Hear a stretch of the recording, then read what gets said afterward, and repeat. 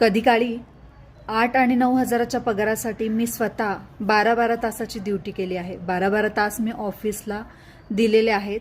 तेव्हा कुठे मला 8 आणि 9 हजार रुपये मिळायचे आणि त्यातून सुद्धा सुट्ट्या झाल्या, रजा घेतली की त्यातून सुद्धा पगार कट व्हायचा. मग तुम्ही विचार करा हातामध्ये किती पगार येत असेल. पण आता अशी वेळ आहे की मी घरात बसून उमऱ्याच्या बाहेरही न जाता त्याच्याही पेक्षा दुपटीने तिपटीने मी घरात पगार घेत आहे. तर तुम्हीच विचार करा या दोन्हीमध्ये किती फरक आहे. जिथे मी आता माझ्या घरातल्या गोष्टी सांभाळून, मुलं सांभाळून, घर सांभाळून उमऱ्याच्या बाहेरही न जाता कितीतरी पटीने जास्त पगार मी माझ्या घरात बसून मोबाईलवर काम करून आणि त्याचबरोबर काहीतरी एक चांगलं शिकून कमवतही आहे आणि शिकतही आहे. तर यापेक्षा दुसरी कोणती चांगली गोष्ट असू शकते.